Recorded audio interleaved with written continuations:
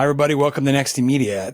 I'm Mike Shields, and I'm here with Rich Muhlstock. He is the Managing Director, Head of Offers and E-commerce, and President of Chase Media Solutions. Hey, Rich. Thanks for being here. Thanks, Mike. Nice to join. I'm very happy to be participating in this. Yeah, I'm psyched to have you because you're one of the more interesting businesses in the industry right now. I think there's obviously been a huge wave of companies getting into quote unquote retail media over the last couple of years. I think maybe the two that surprised people were you guys and United, where people said, "Oh, that's a little different. Didn't expect that." So given that you're not necessarily, I'm assuming Chase is terrific data, but you're not a retailer. What made you get into this world? It's a good question. And if you take a step back, we're really about how can we bridge the gap between what brands need and what consumers want. And so it's really, how can we reach individuals at every stage of their financial journey? It's really why we're in business as JP Morgan Chase. And because we're the number one consumer bank, business bank, card issuer, we're the preferred provider with wealth management, auto lending, home lending, plus now we're deep into things like travel and dining offers as well. And we all know brands are always looking for ways to bring attention to products and services that customers are interested in, obviously, the whole advertising model. With Chase Media Solutions, our idea is how do we help connect those brands to our 80 million customers, provide them with personalized offers, the ability to earn cash back from either brands they love or maybe are discovering for the first time. And keep in mind, like offers, they're not just ads. They are value-driven experiences. And this is really important. And it's about... Yeah, because I think people assume, okay, you're going to show me ads at the ATM or that's like, what do you mean by this network? But you're in so many different categories because of what you do. Right. And because of our data and because we know, and by the way, we know consumers love offers. Like according to a study that was done recently by Entrepreneur Magazine, 80% of customers are more likely to shop at a store where they could earn extra cash back. And even 1 in 3 customers say they'll switch brands because it's an offer and it's a no-brainer. And because of our scale of Chase and the credibility we have, so brands can trust that their offers are actually reaching a verified and engaged audience. Our platform does ensure that the right customer is matched with the right platform. And so the idea is how can we deliver both value to a customer as well as an advertiser?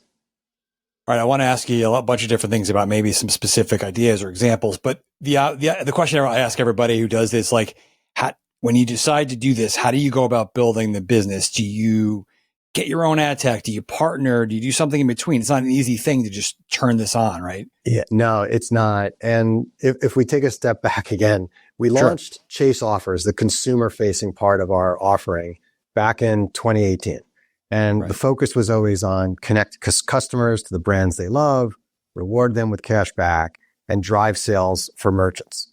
A few years after we launched Offers, we started to realize that if we truly wanted to personalize the experience, like made it really powerful for a customer, we needed the data to stay within our walls. So we decided to go out and acquire a company, Fig, which was a small startup card-linked offers platform. And then we basically rebranded, merged them in with our company and created Chase Media Solutions, which we launched back in April. And the goal was, again, back to how can we deliver even more value for consumers, drive more sales for merchants, and really take advantage of the fact that we have this unique position to leverage all of our different businesses. And so think of it as providing a solution for precision targeting that really doesn't rely on third-party cookies at all. It's actually based on customer transactions and our understanding of their spending, which of course is more accurate than any cookie-based thing. So it's those insights across, think about it, like it's insights across shopping categories beyond any CPG products, allowing us to really personalize things. And that drives better engagement for customers. And those insights that we have from purchasing can really help a marketer develop pretty strong and precise strategies based on our understanding of all of our customers' spending. Whether, again, they come to us and they say, hey, we want to find new customers or lapsed customers or loyal ones. And the key is we report that exact impact these campaigns can have on a marketer's actual sales. both online and store. Right. So it's pretty powerful. So, I mean, yeah, it sounds like you guys had to do things in your own way because this is you can't just put this in someone else's hands. I mean, everyone who enters this business has to be careful with their customers' data, but this is particularly, it's a category you don't want to mess around with. You're regulated and you're talking about financial information. Oh yeah. Was there any aspect of this like this is kind of scary? We have to be really careful. I don't know if this makes sense, or was it something that you felt very confident in? We did feel confident, but look, because we are more regulated than anyone else in the advertising industry. Yeah. We cannot fail when it comes to customer trust, privacy, brand safety, and security, all things that we have to do. And it forces us to really ensure in every aspect of the way we work and the way we consider and implement this is not something that pretty much any platform really considers today, even if they should. But really for us, it's first and foremost. And, I get to talk to our regulators every quarter to share what we're doing.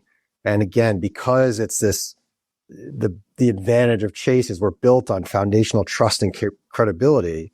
We really ensure that our insights remain secure and private, that to protect privacy, we'll never share customer data to create campaigns. Instead, we use all those purchase insights to help inform targeted offers for brands on where and when and how consumers spend. And so it's really delivering these offers in truly brand safe channels, which again, advertisers love. They're not worried about what offer is going to be next to them because they know we put brands through an extra round of review to make sure that they are not going to be something that consumers are going to freak out about. Yeah. I mean, other parts of the industry are worried. All the regulators are coming. You're like, I've done this before. We're used to these calls. Where did you get started? So where did you start? What are some good examples of maybe some early campaigns? And then where do you think it can go next?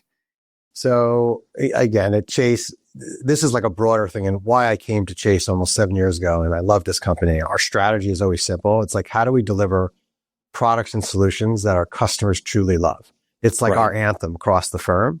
And bringing that into this world was awesome. And so we're able to be part of every moment of the customer journey. So we know what categories customers spend, whether they love purchases from retail, services, travel, everyday spend at restaurants or gas or groceries. And what we're doing is helping consumers save with these tailored discounts, which by the way, leads to not just, somebody redeems an offer, but ongoing spend at these different merchants. And so Chase Media Solutions is the media company behind Chase Offers. We call it our two-sided platform in commerce at Chase, where it's all about bringing these things together. And on the consumer side of the two-sided platform, Offers allows customers to earn cash back. They activate their favorite brands or brands they're discovering for the first time. Chase Media Solutions then gives brands the opportunity to reach those audience with the relevant things, driving more purchases. And it's things that versus traditional advertising, they know it's like guaranteed that you only pay when a consumer actually spends with you. Right. And it's an approach that our merchants love and obviously consumers love as well. Yeah, that's pretty powerful. You mentioned you only got started in April, I think. You were noticeable at Cannes. Can you maybe talk about, you were going out and force that and being ready to do that and that strategy? Yeah. It's interesting. I'm a lifelong marketer. Before I started doing this, spent years on the agency side, years running marketing, advertising acquisition for some major brands and a whole bunch of startups. And so I always looked at Cannes as this amazing creative show that I wanted to go to. And actually I've worked on campaigns that won some awards. And when we started talking about it, we were like, okay, this is exciting because we just launched. So it was we launched in April. It was the perfect opportunity in June to really showcase what Chase Media Solutions is and our approach to digital advertising, emphasizing our data-driven strategies and the importance of integrating those customer insights with ad targeting to enhance audience engagement. And given the audience there, I was surprised to see this. It's such a media frenzy now. It's marketing. It's the entire media world is there. It really made sense to bring it out. And we had this fun story to talk about to the industry, which is think about our first party data. And with our data, what brands and agencies, how they can precisely target customers at scale based on purchase history, such as targeting new, loyal, or lapsed, but also that story about better return on investment and attribution than any other platform. Sure. Where brands can capture this incremental spend. And again, the trust and safety is always a part of that. And so suddenly there was a lot of aha moments. And what I loved most about it personally was we had our little cabana in a great place. People would come in as Chase customers and say, can you explain this deal? I'm a customer. And that's the nice part about this is so many people, 82 million consumers have a Chase product, understand it. And it's one of the easier things to say. You show them what it is, they see it, and they realize, oh, so wait, I can run this and then I'll only be charged a fee if a consumer spends? Like, yeah. You made me think of this. What do people, when you're deciding to build this out and you're trying to tell, people have this image of a stodgy bank or a very conservative place. We're going to start as an ad business. We're going to sell data. We're going to go to Cannes and do all this crazy stuff. Like, what is that conversation like internally? Do they think you're crazy? No, because the leadership of this company, I mean, again, when we started doing this and they saw how quickly our consumers loved the offers, and the people that are engaged in Chase offers actually wind up doing a lot more across our products, and they open up. So it's a win for the whole company. And when everyone stepped back and was like, wow, imagine if when I went in, if I had 80 offers, they were totally relevant to me personally, versus they're kind of generic today. And so that became the emphasis of, wow, like personalize this, make it really relevant. To do that, we needed to have more of that control. And so we made the pitch about, all right, we want to either build it or buy it. And leadership said, you tell us what's best. We found Fig and we got really excited, and it actually sped things up. So, I mean, the idea was a couple of years ago, and launching last April was super exciting. And we've had a pretty amazing response so far from the industry. It sounds like you're going to be maybe picky's I don't know if picky's the right word, or just careful that you don't want to have 9 zillion new advertisers at once. Like, you want to make sure that these offers really work for your customers and you're not overloading them with irrelevant stuff. Is there going to be a caution to the way you grow? Sort of. I mean, again, the good news, because of our range of products vary from all aspects of financial lives, from freedom cards, where, you have people that are starting out, to Sapphire Reserve, to all of our co-branded credit cards, to our debit cards, because we are the number one bank. All of those things together give the opportunity for almost every brand to come in and run campaigns with us. Okay. And again, part of it is we want to make it relevant. So we're not going to run offers if no customers actually would ever buy that or have ever bought anything in that category, unless it's an interesting startup. And then we also look at that. Okay. But the nice part is we can come in and trial things and to see, like, okay, again, since they only pay if a customer engages with it, it's really a win-win, right? The advertiser doesn't really have a tremendous risk on doing it.